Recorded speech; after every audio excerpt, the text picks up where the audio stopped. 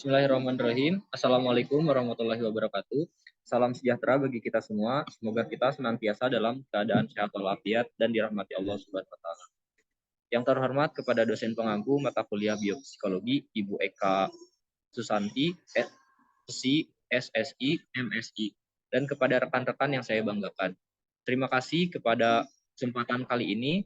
Kami dari kelompok 3 akan mempresentasikan atau memaparkan materi mengenai marijuana atau sering disebut dengan ganja. Pemaparan materi kali ini akan dipimpin oleh saya sendiri, Hafiz Rizky Rahman, dengan nomor NIM 189 selaku moderator, dan saya akan dibersamai oleh rekan-rekan saya yang berada di sini sebagai pemateri. Boleh slide selanjutnya. Yang pertama ada Mirja Adriansyah dengan nomor NIM 170. Yang kedua Zahra Simfonia dengan nomor NIM 192. Yang ketiga Salma Khairunisa dengan nomor NIM 175. Yang keempat Zalzabrina dengan nomor NIM 188. Yang kelima ada Muhammad Alfi Al-Fariji dengan nomor NIM 198.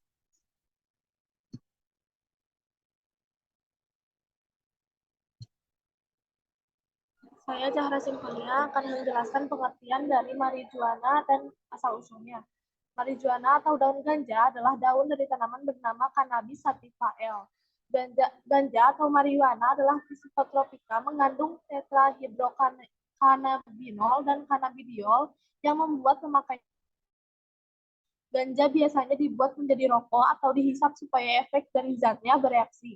Tanaman ini diperkirakan pertama kali berevolusi di Asia Tengah, tepatnya di dataran tinggi Tibet. Berdasarkan studi yang dipublikasikan pada jurnal Vegetation History and Archaeobotany. Perkenalkan, nama saya Mirza dan Setiadi dengan NIM 170. Di sini saya akan menjelaskan karakteristik atau ciri-ciri marijuana. Yang pertama, tanaman semusim ini tingginya dapat mencapai 2 meter. Terus yang kedua, bunganya kecil-kecil dalam domplotan di ujung ranting. Yang ketiga, marijuana ini berdaun dan menjari dengan bunga jantan dan betina ada di tanaman berbeda atau berumah 2. Terus yang terakhir, yang keempat, tanaman marijuana ini hanya tumbuh di pegunungan tropis dengan ketinggian di atas 1000 meter di atas permukaan laut. Selanjutnya ada manfaat dan kegunaan dari marijuana atau ganja. Ganja diketahui memiliki banyak manfaat dalam dunia medis sehingga dijadikan obat. Beberapa pasien yang menggunakan ganja untuk tujuan pengobatan dapat mengurangi rasa sakit dan menghilangkan insomnia. Penggunaan ganja yang terkontrol tidak menyebabkan overdosis, tidak membuat ketagihan, dan dapat menggantikan obat antiinflamasi non steroid atau NSAID. Selanjutnya. Selain itu, ada sejumlah manfaat ganja lainnya berdasarkan temuan penelitian selama ini. Yang pertama ada mencegah glaukoma atau tanaman yang satu ini berpotensi untuk mengatasi dan mencegah mata dari glaukoma. Yang kedua ada meningkatkan kapasitas paru. Yang ketiga ada mencegah kejang karena epilepsi. Dan yang keempat ada terapi paliatif pasien kanker. Yang kelima ada mengurangi nyeri kronis, termasuk multiple sclerosis, penyakit saraf, sindrom wasting yang terkait dengan HIV, sindrom iritasi usus besar, penyakit Crohn, dan yang keenam ada mengatasi masalah kejiwaan, dan yang ketujuh ada memperlambat perkembangan Alzheimer.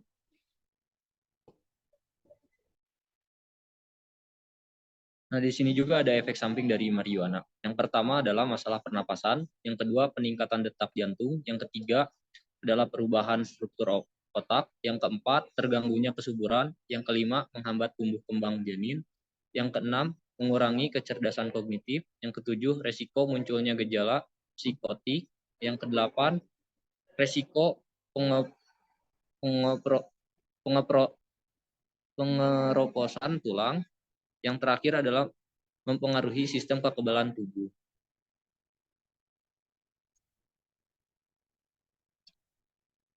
Selanjutnya ada jenis-jenis dari marijuana, yaitu ada cannabis sativa.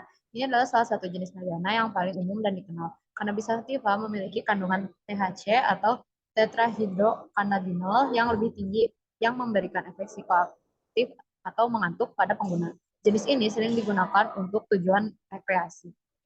Yang kedua ada cannabis indica.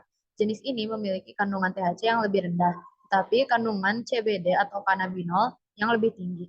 Cannabis indica sering dikaitkan dengan efek relaksasi dan pereda nyeri yang lebih kuat. Ini dapat digunakan dalam pengobatan kondisi seperti nyeri kronis, gangguan tidur, dan kecemasan. Dan yang terakhir ada cannabis ruderalis, yaitu jenis ini paling sering ditemukan di wilayah-wilayah dengan iklim ekstrim. Cannabis ruderalis memiliki kandungan THC yang rendah dan umumnya tidak digunakan untuk tujuan rekreasi. Namun, beberapa varietas tanaman ini digunakan dalam pemulihan untuk menghasilkan varietas hibrida yang lebih kuat dan adaptif. Selanjutnya ada ciri pengguna marijuana atau penyalahguna marijuana. Sebelumnya untuk lebih lanjut membahas tentang cirinya, saya sampaikan bahwa ini tidak untuk mendiagnosis seseorang berdasarkan ciri, tapi hanya berdasarkan bagaimana ciri-ciri seorang pengguna atau penyalahguna dari marijuana tersebut.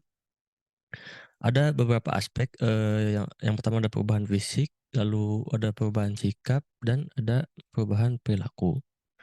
Pada perubahan fisik yang pertama ini, kita dapat melihat seorang pengguna tersebut, salah satunya adalah jalan sempoyongan, terus bicaranya pelo atau cadel, terus apatis, acuh tidak acuh, ya orangnya cuek gitu, kayak nggak peduli sama hal-hal lain gitu ya kalau lagi under si marijuana tersebut.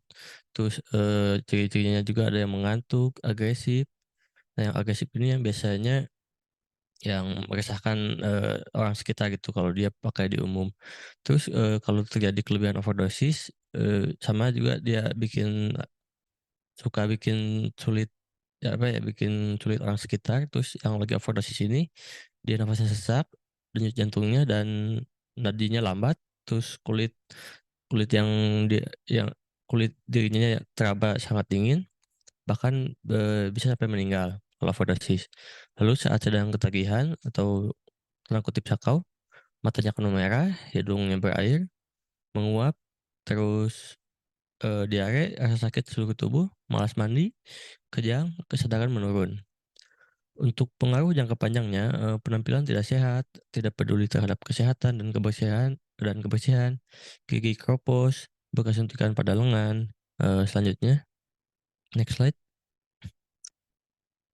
Sedangkan pada perubahan sikap dan perilaku dapat dilihat dari prestasi di sekolah menurun. Ini untuk yang remaja ya. Prestasi di sekolah menurun, tidak mengerjakan tugas sekolah, sering membolos, pemalas, kurang bertanggung jawab. Karena kebanyakan pengguna marijuana ini ternyata adalah seorang remaja gitu, berdasarkan data yang didapat dari polisi di Jakarta maupun di Lampung ataupun di luar Jawa gitu ya. Terus pola tidur berubah, begadang, sulit dibangunkan pagi hari, mengantuk di kelas, sering bepergian sampai larut malam, kadang tidak pulang tanpa izin, sering mengurung diri berlama-lama di kamar mandi, menghindar bertemu dengan anggota keluarga yang lain, sering berbohong, minta banyak uang dengan berbagai alasan, tapi tidak jelas penggunaannya, lalu mengambil dan menjual barang berharga milik sendiri atau keluarga, mencuri, terlibat kekerasan, dan sering berurusan dengan polisi, sering bersikap emosional, mudah tersinggung, pemarah, kasar, bermusuhan, pencurigaan, tertutup, dan penuh rahasia. Next slide. Selanjutnya, obat-obatan yang mengandung marijuana. 1. Sativek. Ini adalah obat yang mengandung campuran ekstrak dari cannabis sativa dan cannabis indica. Sativek digunakan untuk meredakan gejala sklerosis multiplex atau SM seperti kaku otot dan kejang. Obat ini disuntikan atau disemprotkan di bawah lidah. Terus yang kedua, ada Epidiolex. Obat ini mengandung CBD murni dan digunakan untuk mengobati epilepsi pada anak-anak, terutama sindrom Dravet dan sindrom Lennox-Gastaut. Epidiolex telah terbukti mengurangi frekuensi dan keparahan kejang pada pasien. Yang ketiga ada marinol dan kesamet.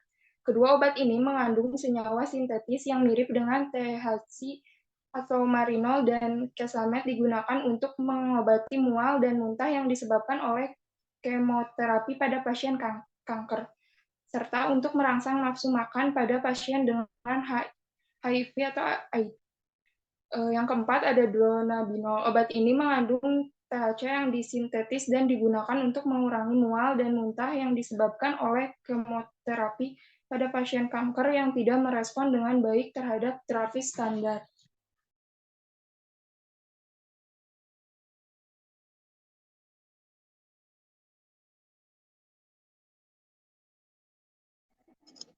Terima kasih kepada rekan-rekan pemateri yang sudah mempresentasikan mengenai marijuana. Baik, dari materi yang sudah dipaparkan dapat disimpulkan bahwa marijuana ada positif dan negatifnya. Negatifnya jika kita salah guna bisa bisa menjadi narkotika dan tidak baik untuk tubuh dan psikis. Dan ada juga positifnya, bisa dijadikan sebagai obat untuk menyembuhkan beberapa penyakit. Penting untuk dicatat bahwa penggunaan marijuana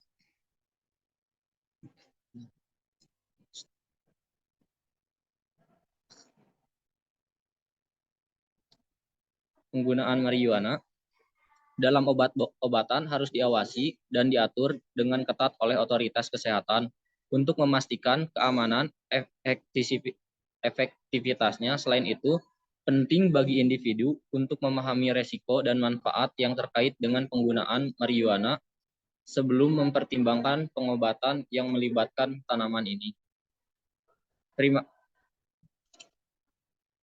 Sekian presentasi dari kelompok kami. Mohon maaf bila ada kesalahan. Wabillahi taufiq wal hidayah. Wassalamualaikum warahmatullahi wabarakatuh.